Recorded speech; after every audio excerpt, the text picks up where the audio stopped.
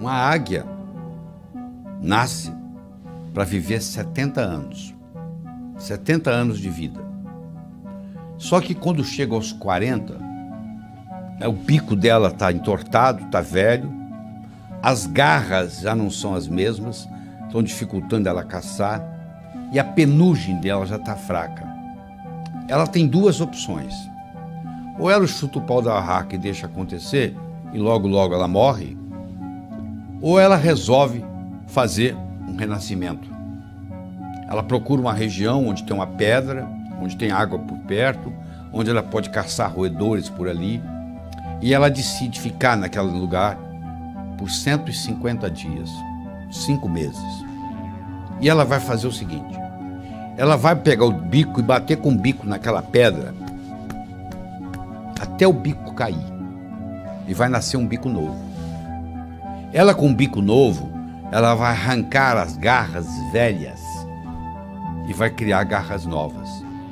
E ela, com um bico novo e as garras novas, ela vai tirar toda a penugem envelhecida e vai nascer penugem nova. E com 150 dias, com 5 meses, ela completa esse ciclo. E ela agora está de bico novo, garra nova, penugem nova. E ela agora está habilitada a voltar a caçar e a voar por mais 30 anos. Eu não sei qual a sua idade, mas eu sei que vai chegar um momento, se já não chegou na sua vida, que você tem que tomar uma decisão. Ou você deixa aí do jeito que está indo, morro abaixo, ou você faz igual a águia. Nós vamos agora aprender realizando suas metas. Primeiro você transforma os seus sonhos em metas. Depois você transforma suas metas em realidade. Como é que você faz isso? Muito simples. Primeiro, tem que ser sua. Por que você está estudando medicina? Ah, porque o papai gosta. Então manda seu pai fazer o vestibular. Ninguém tem direito de escolher profissão para os outros. Você tem que ter a meta sua, só pelo prazer de ter, para ela se manifestar no universo. É só isto, mais nada. O dinheiro vem como consequência. Então o primeiro tem que ser sua. Você está fazendo o que você gosta? Se não tiver, você muda. Segundo, a sua meta tem que ser grande. Você tem que mirar na lua, porque se você errar, você ainda vai estar entre as estrelas. Em 1976, quando eu me mudei para os Estados Unidos, eu falei para um amigo meu: em 3 anos eu vou ensinar cardiologia para os americanos. Ele riu de mim. Sabe quanto tempo levou? Em 8 meses eu dei a minha primeira apresentação em Washington, D.C., para 400 cardiologistas. Quando eu contei para o meu amigo, ele riu, eu sabia que o tamanho estava bom. Tenha metas grandes, que você valer a pena você brigar por elas, porque meta pequena não lhe estimula. Se você mirar na lua e errar, você vai estar entre as estrelas. Tem que ser grande. Terceiro, ela tem que ser positiva. Não é o que você não quer, é o que você quer.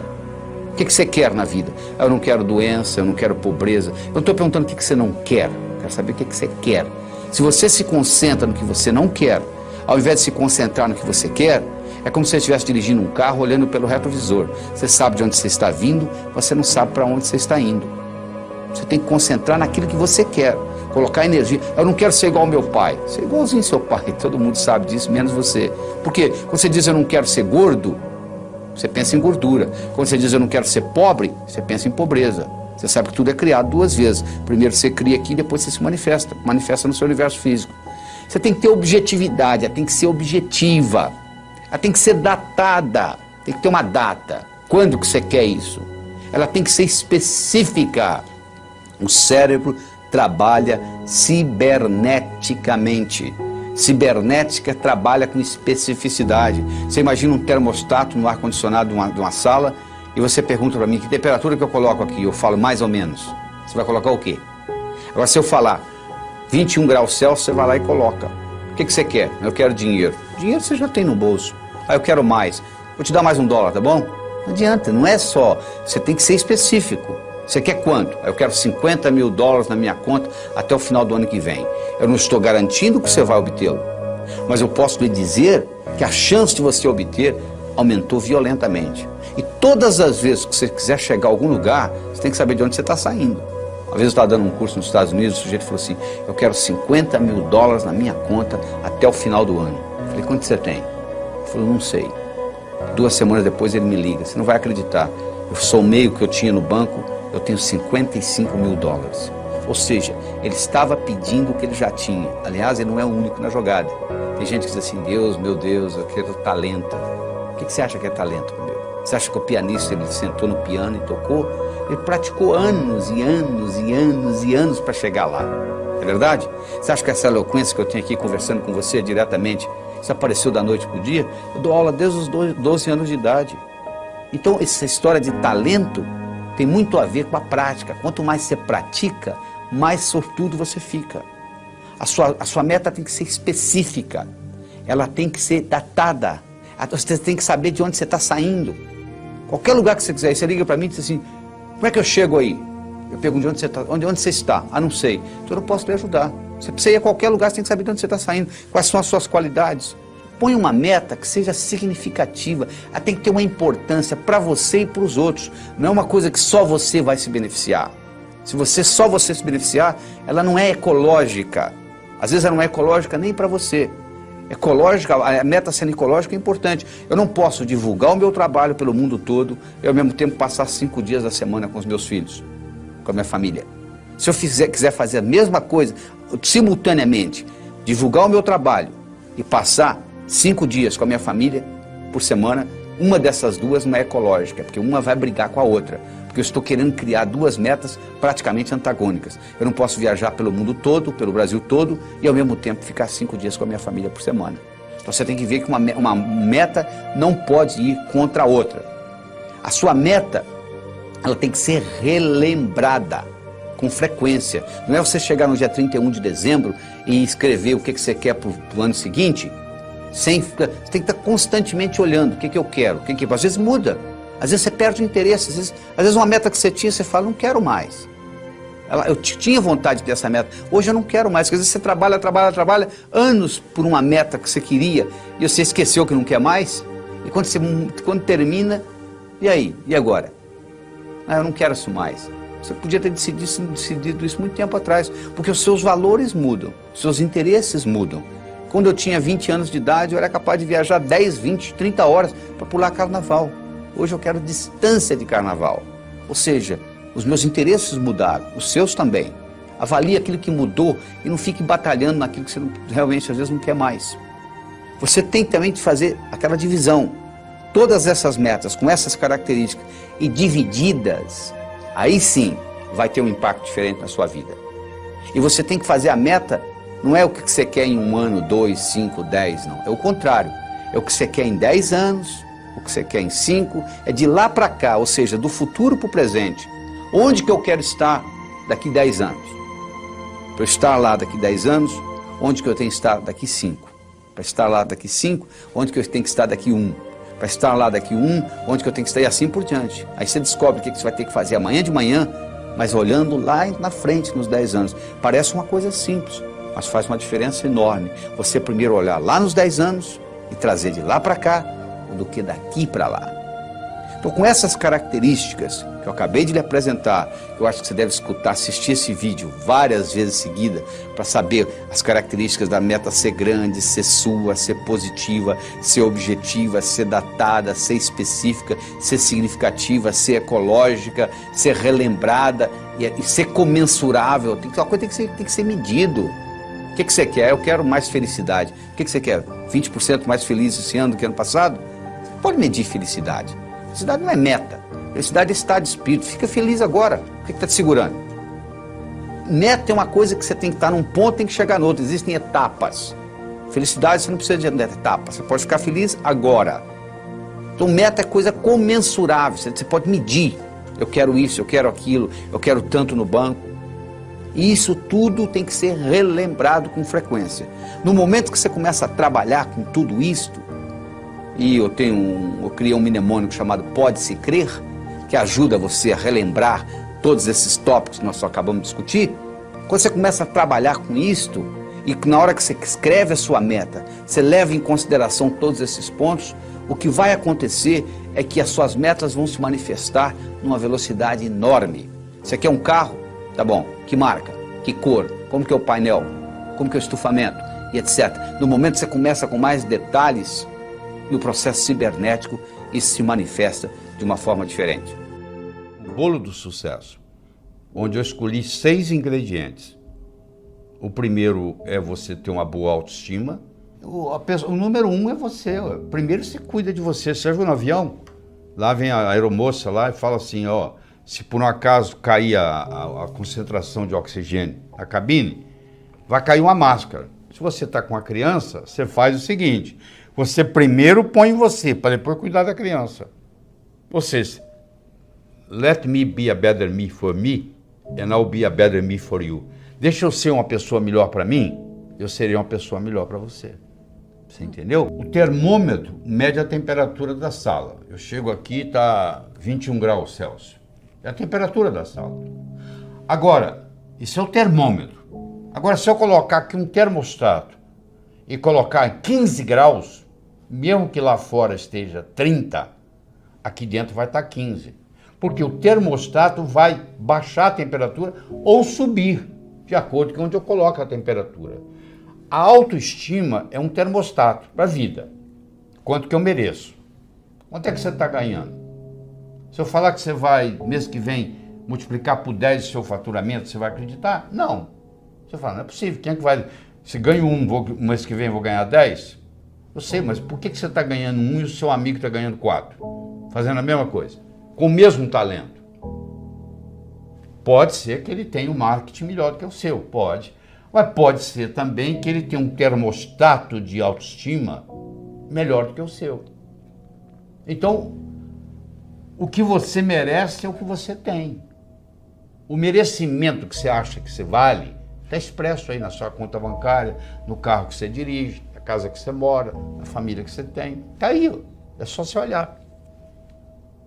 Se você quiser mais, você tem que sentir merecedor demais. E para sentir merecedor demais, escuta, você tem que subir a sua autoestima. A segunda é a sua capacidade de se comunicar, que é fundamental, principalmente no mundo de hoje, onde a comunicação é talvez o mais importante de tudo, o sucesso. Eu posso ter 2 indivíduos que têm um QI de 145, quase gênio. Um está muito bem na vida e o outro está desempregado do quarto Jack. Você vai ver a diferença, um se comunica bem e o outro não dá nem bom dia para o vizinho. Então, no momento que você melhora a sua capacidade de se comunicar, você passa a valer mais no mercado.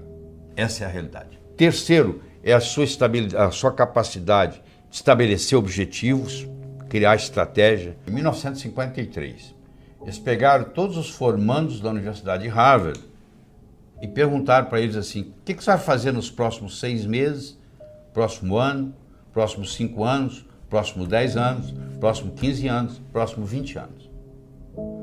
A grande maioria, como acontece aqui no Brasil, não tinha nada por escrito. Não tinha nenhum... Ah, não sei, eu vou ver o que vai acontecer. Eu vou deixar a vida me levar, né? Mas 3% daqueles estudantes, eles tinham por escrito o que eles iam fazer com 6 meses, com 1 ano, com 5, com 10, com 15, com 20 anos de formado. Em 1973, eles pegaram aqueles que ainda estavam vivos e fizeram uma avaliação. Então, aquele grupo que tinha por escrito era 3%. Valia mais do que os 97% junto em todos os aspectos. Então, eles viram se a inteligência era diferente? Não. O background familiar era diferente? Não. Tudo era igual. As notas que tirava na escola, a única diferença que fazia diferença é que eles tinham por escrito. Então, os nossos, por isso que a empresa multinacional, ela pega os objetivos do ano que vem e coloca até setembro por escrito. Tem que estar ali no papel. Aqui tem que ser recordado com frequência. Você tem que colocar ali e você tem que datar. Como é que você transforma um sonho em uma meta? Você coloca uma data. Tudo aquilo que você colocou na categoria de algum dia não vai acontecer. O cérebro fala, tá bom, o dia que algum dia chegar, você vai no calendário, onde é que está algum dia? Não está lá. Não tem no calendário, não existe. Então eu tenho que ter metas a curto, a médio, a longo prazo. Tem que ter os 3 tipos de metas. Eu tenho que ter elas por escrito. E eu tenho que descobrir qual é a finalidade de vida que está por trás dessas metas. Porque a finalidade de vida, ela te valoriza a sua meta. Vou dar um exemplo. Você imagina uma bolinha que eu jogo para você, você joga para mim, eu jogo para você, você joga para mim, eu jogo para você, você joga para mim. Começou a ficar cansativo, né? Mas se eu chamasse de tênis, mudou, né? Milhões de dólares por trás. Enquanto era uma bolinha para lá e para cá, você não estava dando valor. Na hora que eu falei tênis, mudou. É assim, uma meta que talvez não tenha importância, mas se ela está encaixada dentro da minha finalidade de vida, ela valoriza. E eu vou estar disposto a ter mais esforço para que ela aconteça. A sua atitude determina a sua altitude na vida, a sua dedicação ao trabalho e a sua ambição saudável. Então são 6 elementos, ó. A boa autoestima, boa comunicação, saber estabelecer metas, ter uma atitude positiva, dedicação ao trabalho de uma forma inteligente e hoje melhor do que ontem, amanhã melhor do que hoje. O japonês chama de Kaizen, que é melhora contínua. A palavra Kaizen, no Japão, 1945, Hiroshima, Nagasaki, 40% do Japão destruído.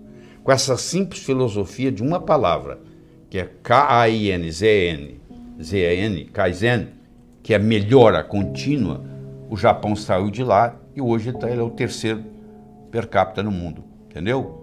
3º país mais desenvolvido do mundo, então, ou seja, está lá no pódio. Saiu de 40% destruído, é um arquipélago com mais de 3 mil ilhas, não é um continente, muito complicado, mas, no entanto, com a filosofia Kaizen, que é melhora contínua, que eu recomendo você adotar isso, eu adotei isso na minha vida, hoje é melhor do que ontem, amanhã é melhor do que hoje, e aí você junta esses 6 ingredientes com a pitadinha do que eu chamo a diferença entre o profissional e o amador. O que difere o profissional do amador? Paciência e persistência. Porque o amador, se não der certo, ele chuta o pau da barraca. O profissional sabe que o amanhecer só vem depois da noite ter passado.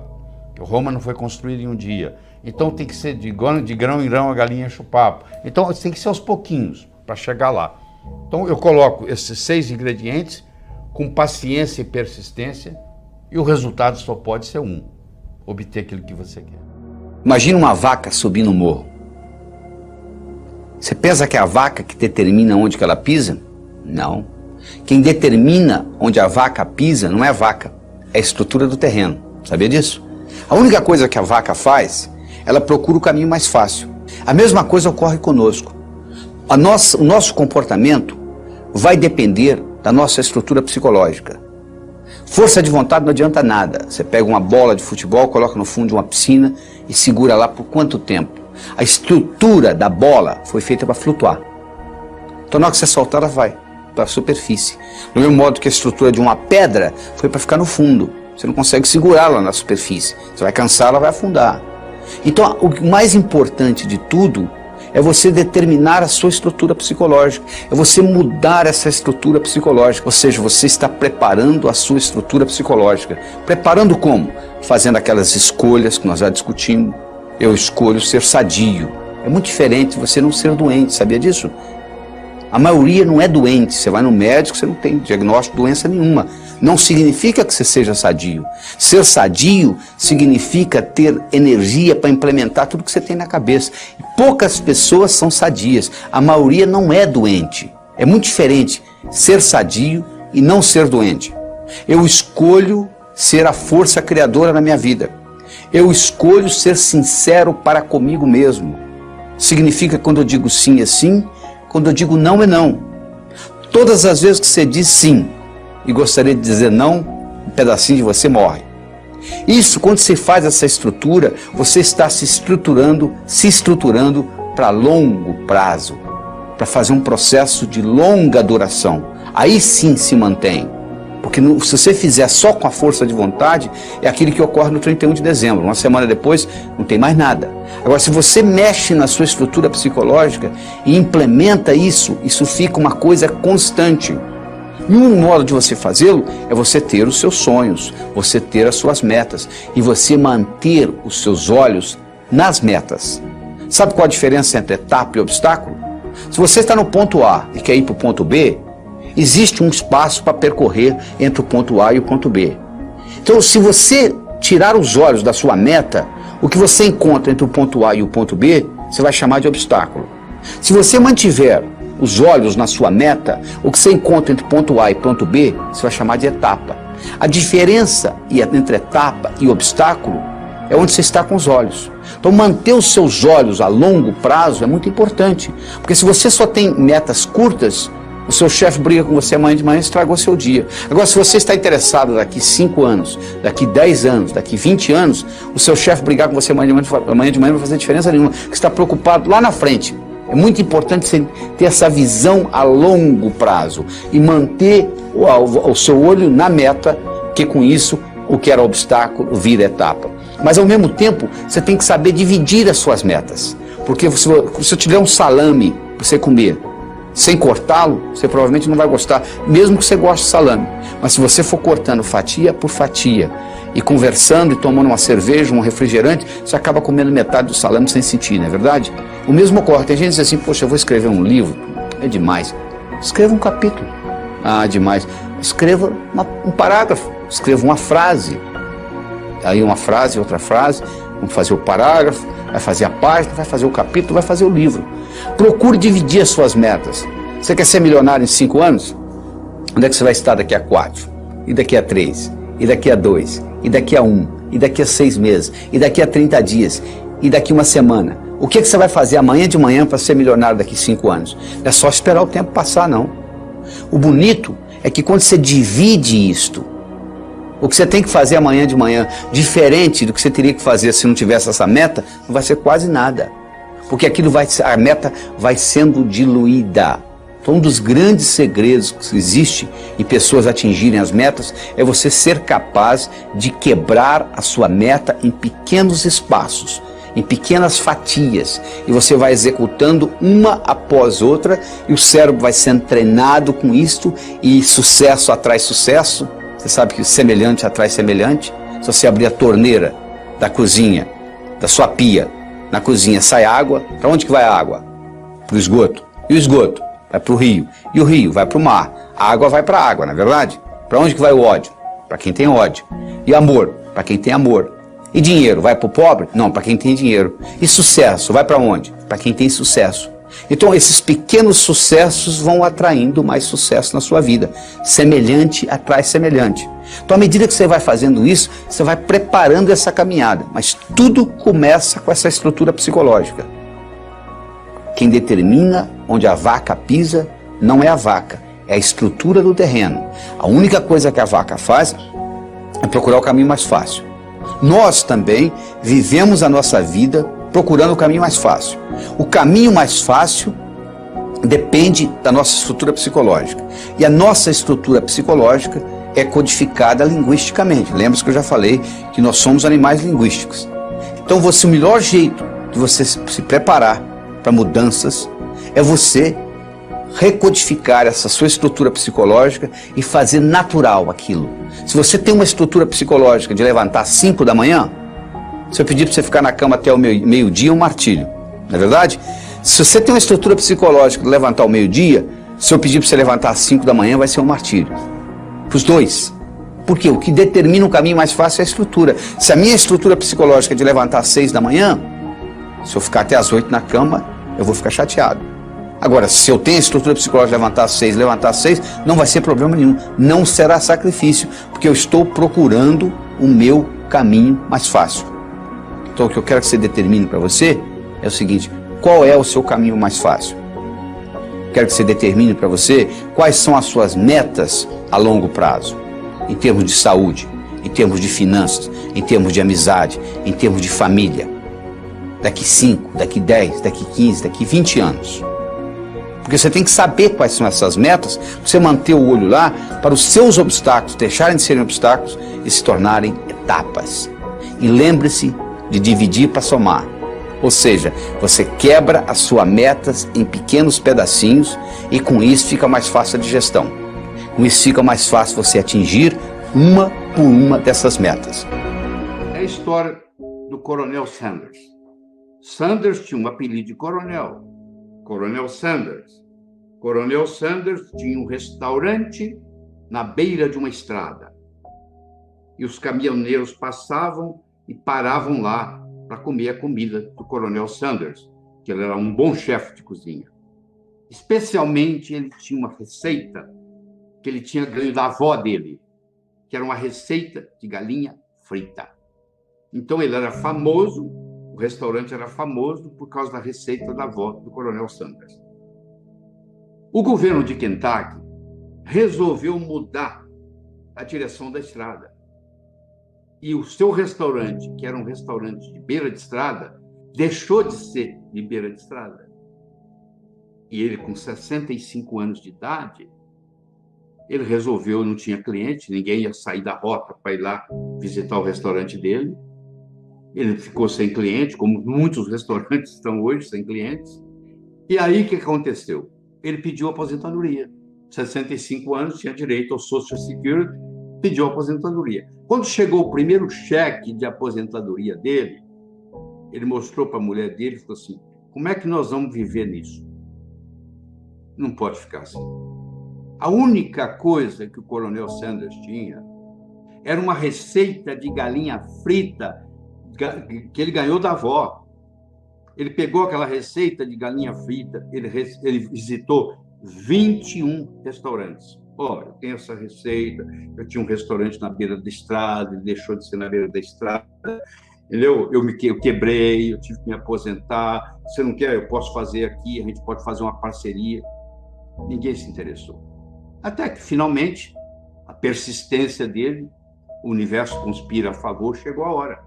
Ele chegou num deles e o indivíduo gostou da ideia. E falou assim: podemos fazer uma parceria. E a parceria começou. E aí foi fundado o Kentucky Fried Chicken. O Kentucky Fried Chicken, hoje, tem mais de 25 mil lojas. O Kentucky Fried Chicken domina o mercado de frango no Japão.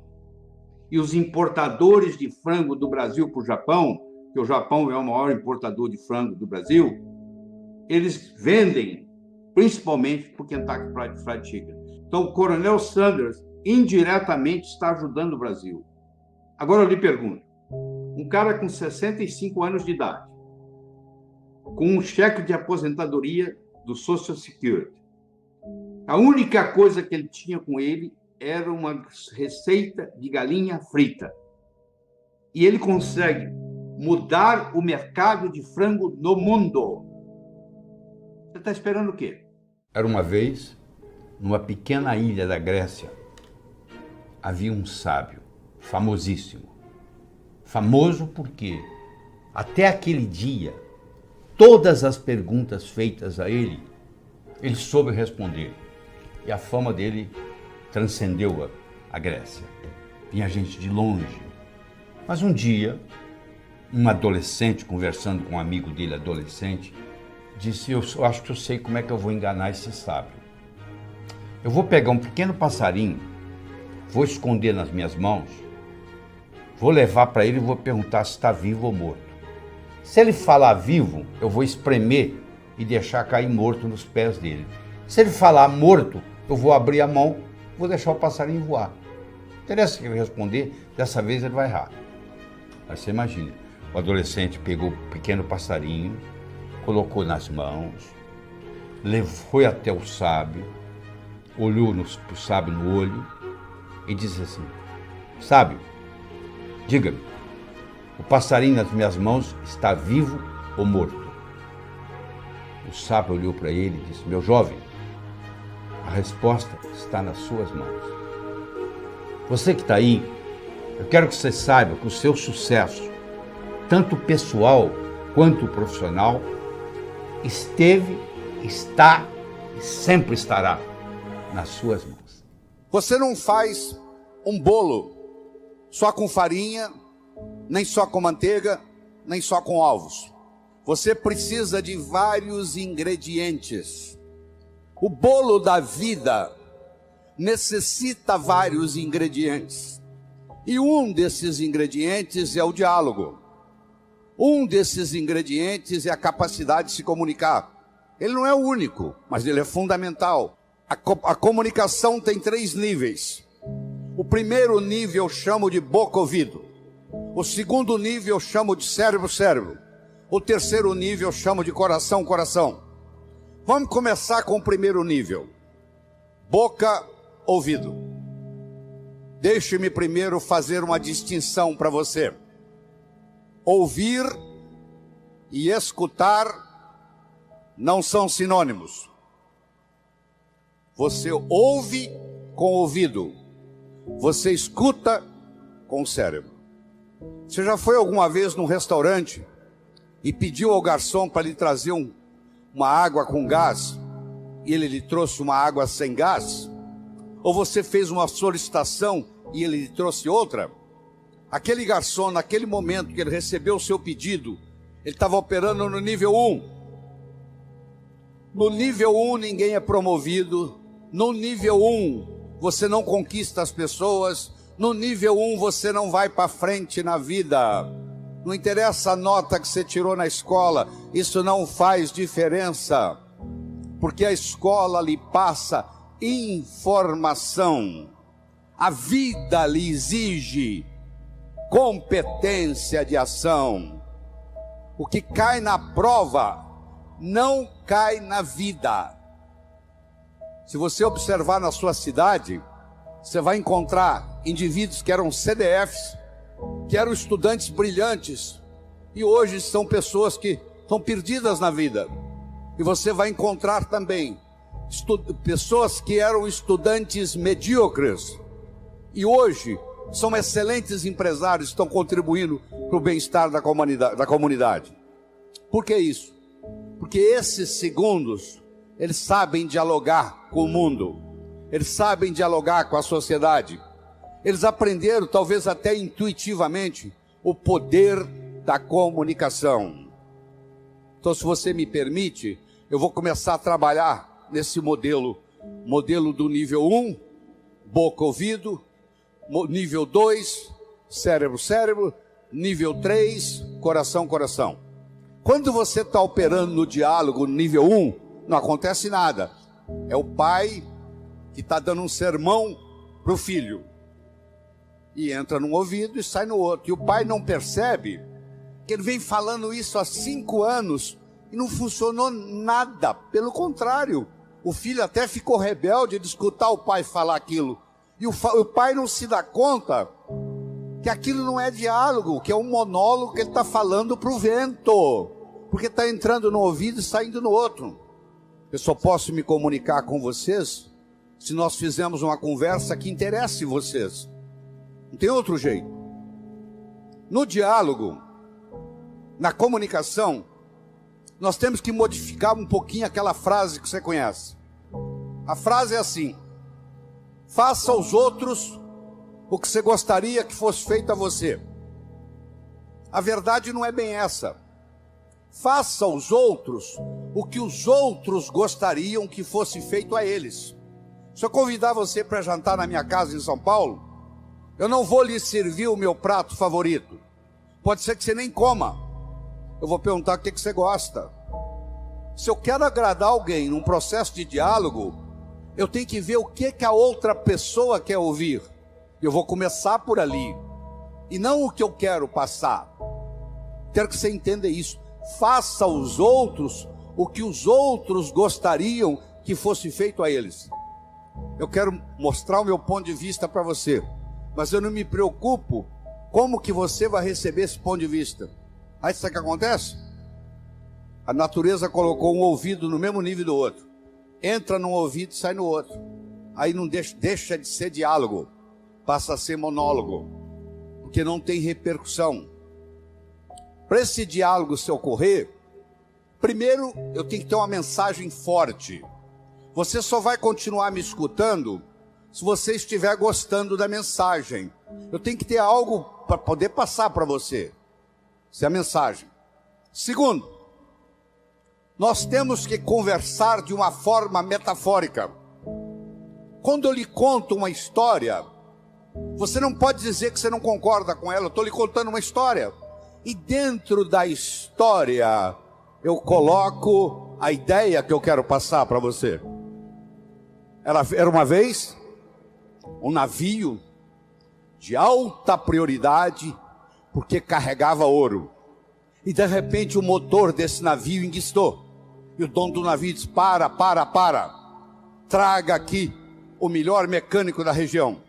Eles trouxeram. Ele trabalhou um dia inteiro, não conseguiu consertar o motor. Ele disse: para.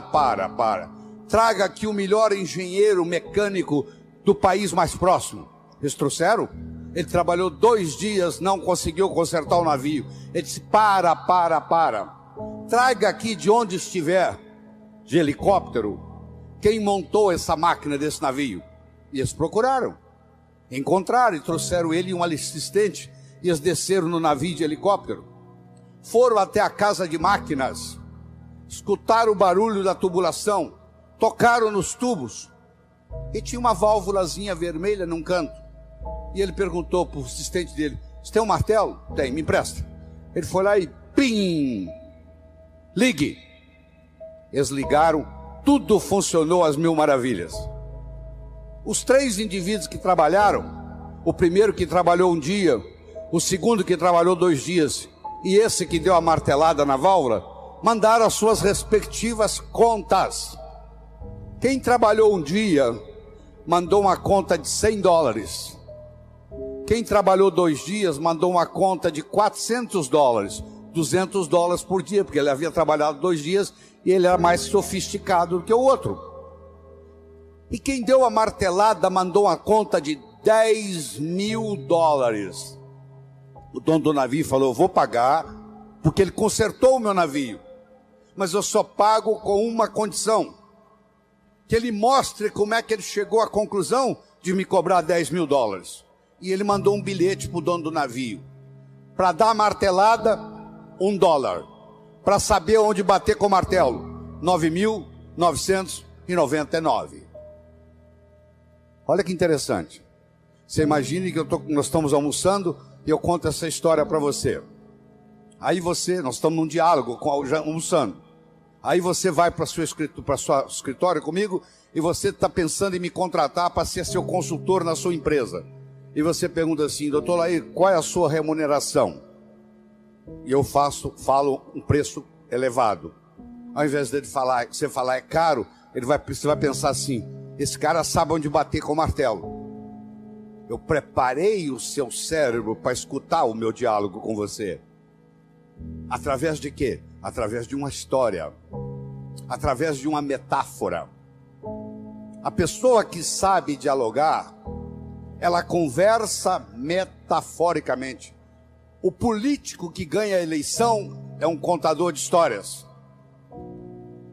O padre que faz o sermão que agrada a todos é um contador de história. Porque quando você está contando uma história, a mente crítica baixa. Você conta a história e leva o que você quer levar junto da mensagem. E a mensagem entra na estrutura psicológica. Terceira coisa importante no diálogo é uma linguagem apropriada. Você já foi a um médico e o médico começa a usar aquela terminologia médica que só ele entende. E aí você volta e a sua família te pergunta: e aí, o que você tem? O que o médico falou? Ah, não entendi o que o médico falou. Esse médico não tem nada de inteligente. Ele tem que conversar numa linguagem que o paciente entenda. A própria Bíblia tem uma citação dizendo que se você não falar a linguagem de quem está lhe escutando, você está falando aos ares. E outra coisa importante é a percepção. Uma coisa é o que você está passando, a outra coisa é que o outro está captando. Ah, você é um vendedor? Sou. Você é um bom vendedor? Ótimo vendedor. E aí, você tem vendido bem? Não, tem vendido muito mal. Então você não é um bom vendedor. O aluno que diz que é bom aluno, ele tem que me mostrar um boletim bom. Eu não conheço bom aluno com boletim ruim. O mínimo que você tem que me mostrar como bom aluno são boas notas no boletim. Isso lhe caracteriza como bom aluno. Se você é vendedor e você não está vendendo o que você gostaria de vender, você vai me desculpar, a tecnologia, a abordagem que você está usando de vendas está sendo inadequada. talvez a sua linguagem não está sendo apropriada, talvez a sua mensagem não está sendo forte o bastante, talvez você não esteja fazendo uso dos recursos da metáfora, das histórias. Semana passada teve um cliente aqui e eu falei para ele o seguinte: aí você pode falar o que você quiser. Você está falando, você está contando para esse cliente que está na sua frente o que você fez com o cliente da semana passada, o que você falou para ele. Mas na realidade você está falando para esse escutar, mas você usou o artifício metafórico de que você está falando para o outro. E quando você trabalha esse fenômeno do diálogo desse jeito, quando você termina, a pessoa se sente convidada a participar das suas ideias. Ela se sente... O filho, quando um pai sabe ter um diálogo com ele, quando termina o diálogo, o filho se sente convidado a experimentar o que o pai está falando para ver se dá certo.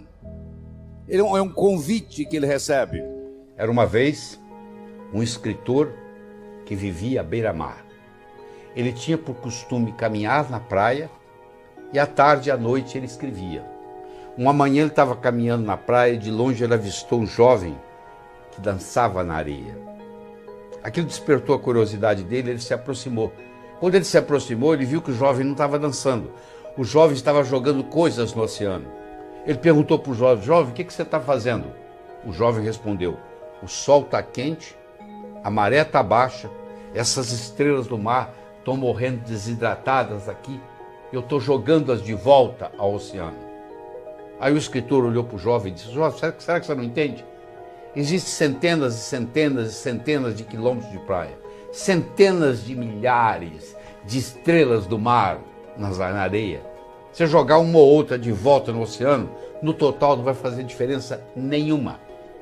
O jovem pegou uma estrela do mar, jogou no oceano, olhou para o escritor e disse: para essa eu fiz diferença. O escritor foi para casa. Naquela tarde ele não conseguiu escrever. Naquela noite ele não conseguiu dormir. Na manhã seguinte ele levantou-se, juntou o jovem e os dois juntos começaram a jogar estrelas do mar de volta ao oceano. Eu estou conversando com vocês quase 30 minutos. Eu não sei qual impacto essa conversa vai ter. Se vai entrar no ouvido, se vai sair no outro, se você achar que eu estou errado, etc. Mas eu vou dizer uma coisa: se fez diferença para um de vocês, já valeu a pena.